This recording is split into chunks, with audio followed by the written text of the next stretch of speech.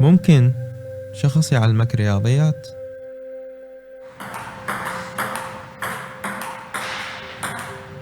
وممكن شخص آخر ينصحك. خير. بس منو اللي راح يعلمك شنو اللي تشتغله وشلون تجيب فلوس؟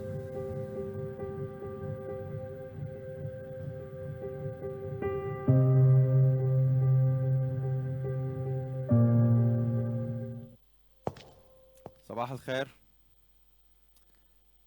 فعلا منو اللي راح يعلمنا كيف نشتغل وكيف نجيب فلوس؟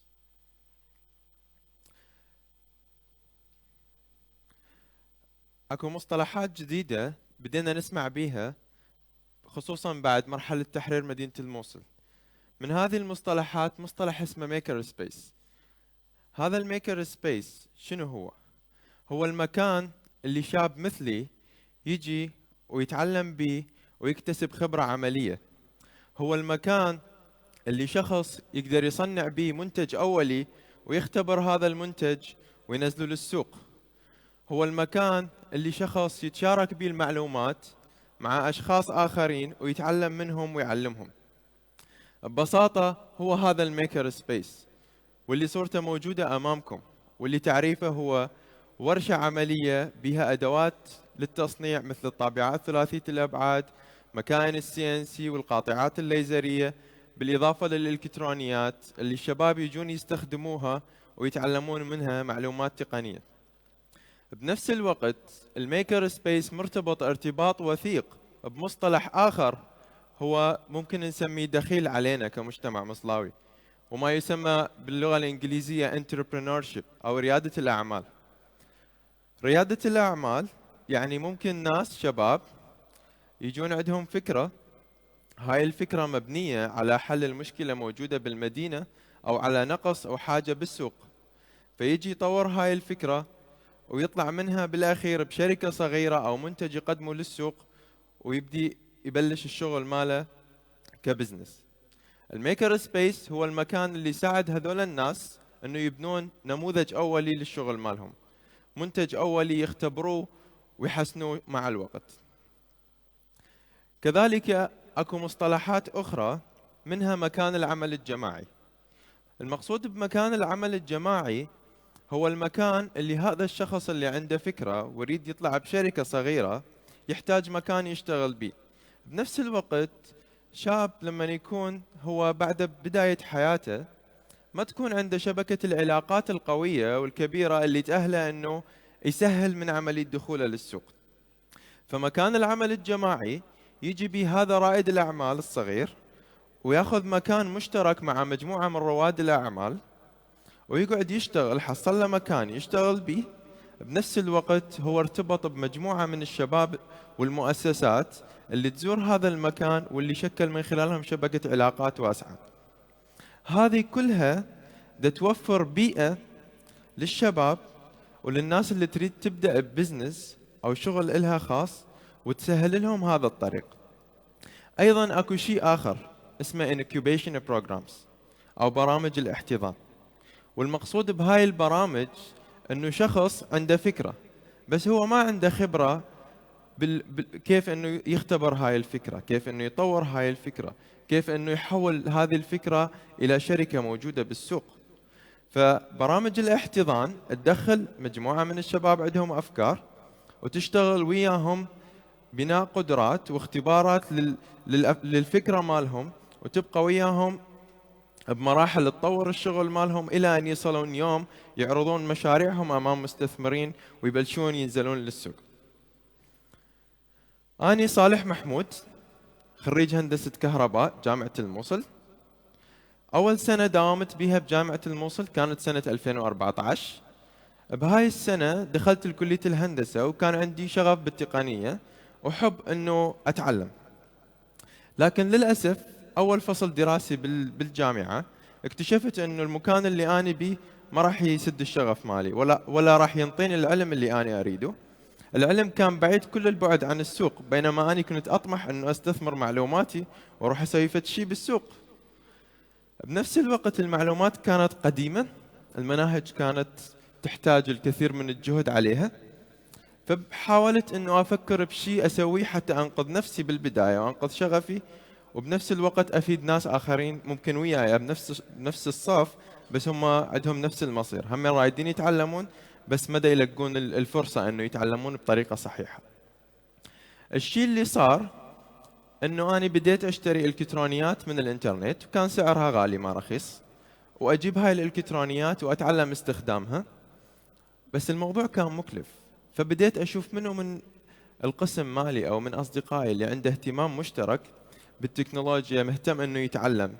فشكلنا اشبه ما يكون بنادي، هذا النادي كل واحد منا عنده خبرة معينة هو اشتغل عليها بنفسه، وبدينا بيناتنا كل واحد هم مشتري اغراض معينة، الكترونيات او طابعات ثلاثية الابعاد، وبيناتنا واحد يساعد الاخ بالمعلومات وبالادوات.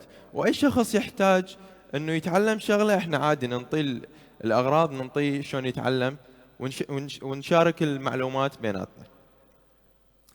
قررنا بيوم 22/5/2014 انه نأسس اول ميكر سبيس بمدينة الموصل، وهي ثقافة ألمانية بدت بالتسعينات وانتشرت انتشار جدا كبير بأمريكا. وقصدنا بالميكر سبيس بهذاك الوقت انه يكون عندنا مكان، هذا المكان يجون إلى كل الشباب اللي يريدون يطورون مهاراتهم، اللي يريدون ينتجون منتجات، اللي يريدون يتعلمون ويتعرفون على ناس جداد. ويحتوي هذا المكان على أدوات تصنيع، طابعات ثلاثية الأبعاد، وكل الأحلام الوردية اللي كنا راسميها. لكن بعد فترة أقل من شهر المدينة احتلت من قبل تنظيم داعش. بهاي الحالة احنا جزء منا خرج خارج المدينة وجزء بقى داخل المدينة. اللي بقوا داخل المدينة استفادوا من الشغلات اللي احنا مشترينها من قبل، وخصوصا خلال أول سنة كانت الأمور نوعا ما سهلة، بدأوا يشاركون مع ناس جداد وينقلوا لهم هاي التجارب والمعلومات، وكانوا يعيرون المواد والإلكترونيات الناس جداد للشبكة مالنا. الناس اللي برا أنا منهم كنت طلعت خارج المدينة، كنت أنتظر يوم بعد يوم إنه راح نرجع، راح تتحرر الموصل ونرجع للمدينة ونسوي ميكر سبيس. بعدين الموضوع أخذ أشهر، الموضوع بدأ يكون طويل. أوكي زين، شنو الشيء اللي راح أسويه؟ جامعة ماكو. بديت أني أستغل الوقت، أقول إنه هذا الوقت حرامات راح يضيع بس أني أحتاجه. فبديت أخذ كورسز أونلاين، واللي هي إنه تدرس بجامعات على مواقع على الإنترنت، وتدرس الشيء اللي أنت تريده أنت باختيارك. بعدين اجتني فرصة انه اني اقدم البرنامج كان اسمه ابتكار من اجل التنمية، والبرنامج كان ينفذ من قبل الUNDP بالعراق. هذا البرنامج يهتم برواد الاعمال ويشتغل على مستوى العراق بالكامل. اول سنة كنت مشارك بالبرنامج، تعرفت على شبكة من الشباب من كل العراق، تعرفت بعد اكثر واكثر عن ريادة الاعمال، اتطورت عندي الفكرة، معلوماتي الشخصية أنا صالح بديت أتغير بحكم تعرف على ثقافات جديدة. من خلال البرنامج وصلت الأول مرة أنه أعرض مشروعي على منصة، واللي هو كان نفس الميكر سبيس، أمام مجموعة من الشركات القطاع الخاص، المؤسسات الحكومية والمؤسسات الدولية. بهذا الوقت اللي عرضت به المشروع أنا كنت بوقتها طالب في الموقع البديل لجامعة الموصل، وكانت أول سنة ينفتح الموقع البديل في كركوك لجامعة الموصل. رجعت مباشرة من هاي الورشة وأنا شايل كم هائل من الطاقة. رجعت جمعت شباب من جديد، وبالموقع البديل سوينا أول فعالية كانت بهذاك الوقت، بالوقت اللي كنا إحنا نفسيا تعبانين، وكل الناس اللي موجودة بهذاك الوقت تعبانين نفسيا، لأنه مرهقهم حمل الموصل وكيف أن الموصل راحت منهم وإمتى يرجعون. بس أنا جيت بطاقة كلش كبيرة، سوينا فعالية. كانت الفعالية تضم أكثر من 250 شخص من جامعة الموصل ونينوى وكركوك، وخصوصا طلاب كلية الهندسة. اتكلم هذا المؤتمر اللي سويناه باسم موصل سبيس لأول مرة عن شنو الفرص اللي موجودة لخريجين الهندسة بعد التخرج، شنو اللي يشتغلون به. وتكلم أيضا عن تقنية كانت مشهورة بهذاك الوقت، واللي ما يسمى بإنترنت الأشياء، أنه تكون كل الآلات والمكائن مرتبطة بالإنترنت وتكون عندها نوع من الذكاء.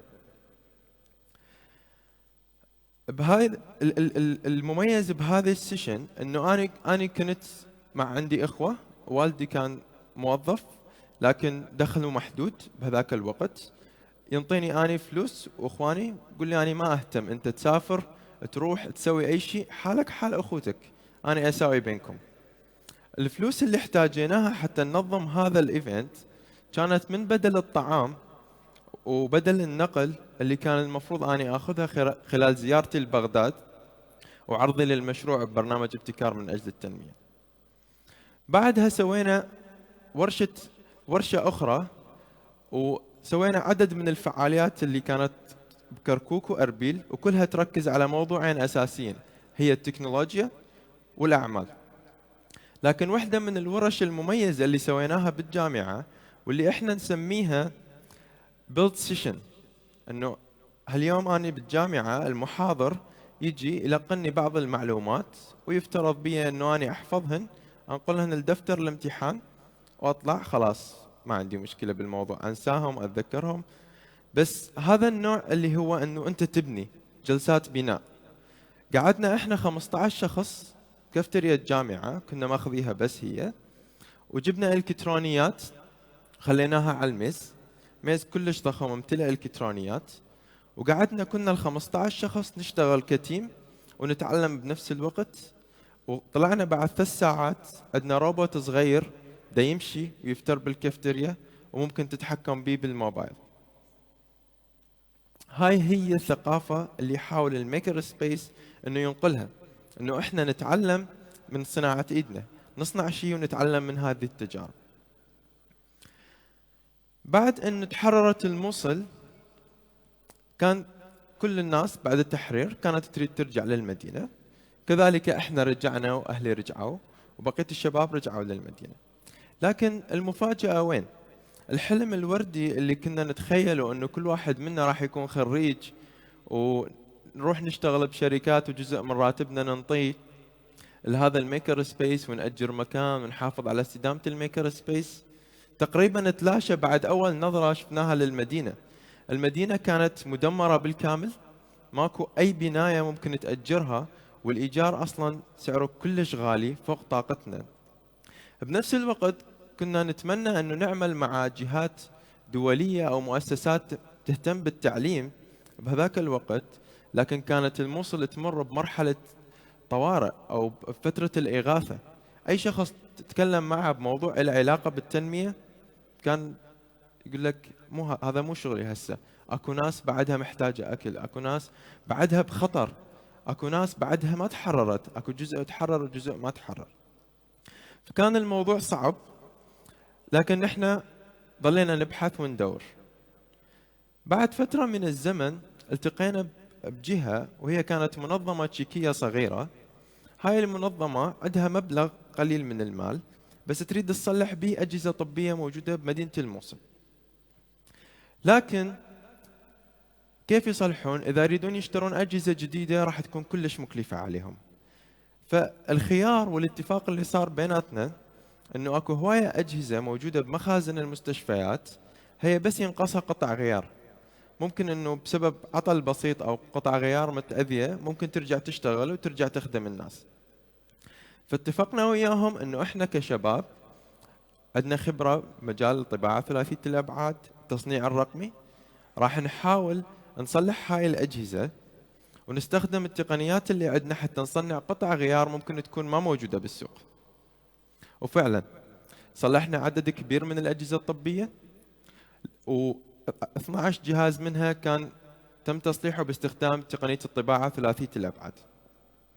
المرحلة اللي بعد هذه كانت إقامة أول هاكاثون في مدينة الموصل، وكان هذا الهاكاثون بالتزامن مع 5 محافظات عراقية يتم بنفس الوقت.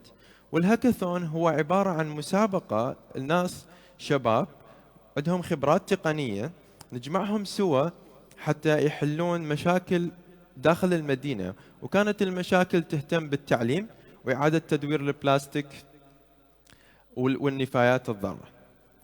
بداية 2019 احنا اللي سويناه مع مشروع الأجهزة الطبية، كان أول مرة يكون عندنا مكان، وهذا المكان بميكر سبيس ويستقبل ناس، وهذول الناس يجون ويشتغلون ويتدربون وياخذون مهارات.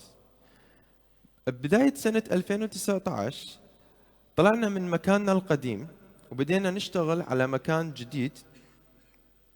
هذا المكان كان أكبر وأفضل إلنا، لأنه إحنا الصورة اللي رسمناها بأول يوم لما أسسنا الميكر سبيس قدرنا نصلها بداية هاي السنة. المكان هو موجود هاليوم بالموصل بالحي الزراعي، والمكان يحتوي على 4 شغلات أساسية. يحتوي على الميكر سبيس اللي بدايتنا كانت منه، يحتوي أيضا على مكان عمل جماعي، ويوفر تدريبات بمجالات تقنية ومجالات أعمال. بنفس الوقت احنا عندنا برامج حاضنات للشباب اللي يريدون يشتغلون على بزنس. موضوع الميكر سبيس هو الموضوع الأساسي اللي احنا نريد نوصل به رسالة، مو بس داخل العراق وإنما رسالة حتى خارج العراق. فكانت عندنا مشاركة في شهر الخامس من سنة 2019 بتجمع الابتكار العالمي بواحد من أكبر الإيفنتات بالعالم مهتم بالتقنية والميكر سبيسز. هذا الإيفنت كان اسمه ريبوبليكا، وكان ببرلين، وفريقنا فريق موصل سبيس راح لبرلين وانطى محاضرات وسيشن وورش للميكر سبيسز من كل العالم. خلال سنة 2019 احنا دربنا 350 شخص، 850 شخص من شباب وشابات المدينة دخلوا فعاليات وورش يمنا. اشتغلنا مع 22 شريك محلي ودولي. كل هذا الشغل بس حتى احنا نشوف بالسنوات القادمة القطاع الخاص بمدينة الموصل يبدي ينمو ويكبر، ونبدي نشوف قادة شباب بهذا القطاع الخاص. خطواتنا الجاية انه نبدي نشتغل وننقل هذه المنهجية اللي مبنية على مجتمع اكثر من مؤسسة الى داخل الجامعات والى اماكن اخرى بمحافظة نينوى. كل هذا اللي صار واللي راح يصير ما كان راح يصير لولا وجود هؤلاء الابطال فريق موصل سبيس.